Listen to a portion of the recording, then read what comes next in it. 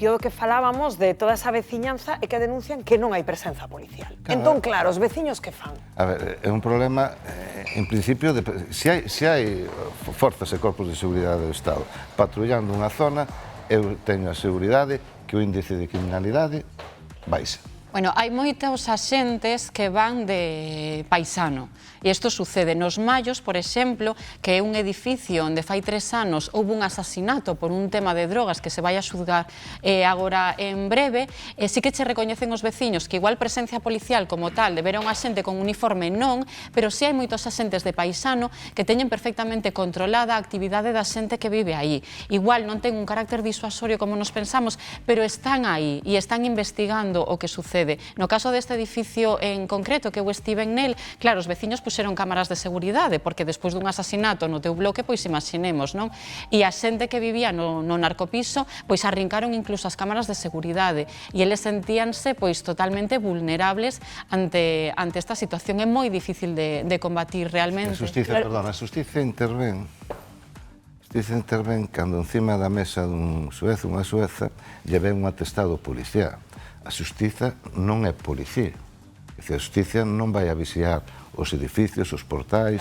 A xustiza intervén cando lle ven un atestado da policía dicindo que hai uns detidos por tráfico de estupefacientes. Entón, eso cando intervén a xustiza. Entre comillas, culpabilizar, se pode criticar moito a xustiza.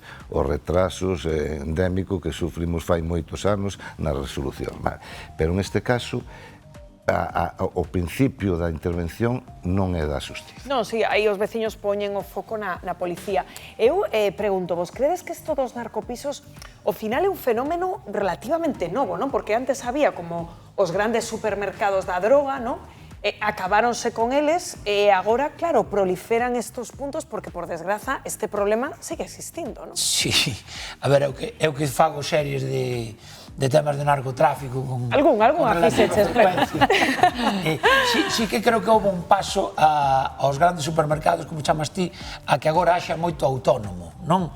Digamos que son como centros máis pequenos, xente que vai máis por libre, pero eu creo que o gran drama disto é que a información que temos, o século que vivimos, a xente siga consumindo drogas como fai, porque cada vez é maior o consumo de drogas, sabendo como sabemos as consecuencias, sabendo como sabemos todo o que xenera nunha familia unha vez que hai un drogodependente no medio.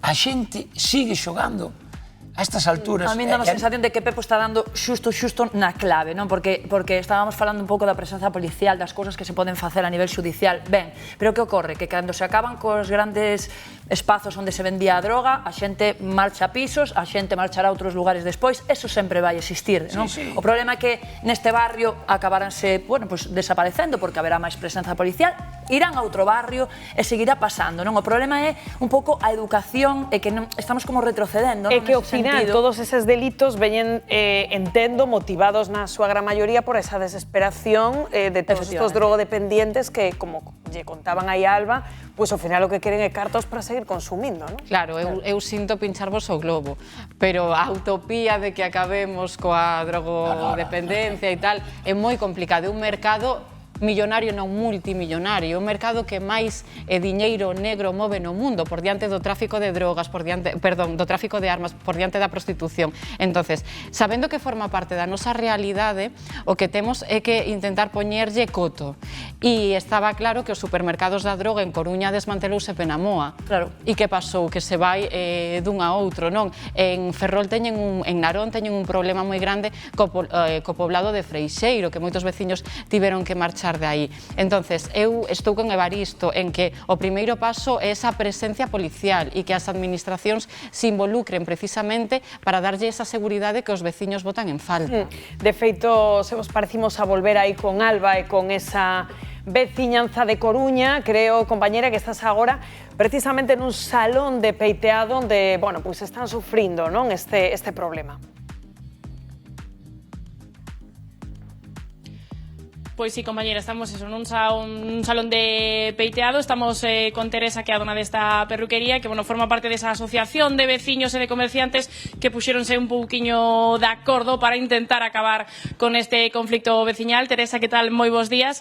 Bueno, estábamos a falar que isto é algo puntual, pero que, ten os veciños un pouquiño preocupados, non? A ver, primero aclarar que nosotros no somos una asociación de vecinos, somos asociación de comercio. Lo que pasa que ahora mismo no sabemos muy bien de dónde viene. Aquí hace año y medio, 2 años, sí que había realmente un problema de delincuencia, ahora mismo no. Lo que sí puede estar focalizado un poquito hacia la zona de Pablo Iglesias, hacia abajo, hacia el camino de la iglesia, que es un problema que no es de ahora, es de toda la vida. Y hacia la zona del Gadis Nuevo, que, pues sí hay un problema de drogas, pero no es el problema que teníamos hace un año, año y medio. Claro, cousiña mellorou un pouquiño. O sea, eso de que salió ayer en prensa, de que tenemos miedo en este barrio a salir por la noche solas, o sea, es desmentirlo totalmente, porque no.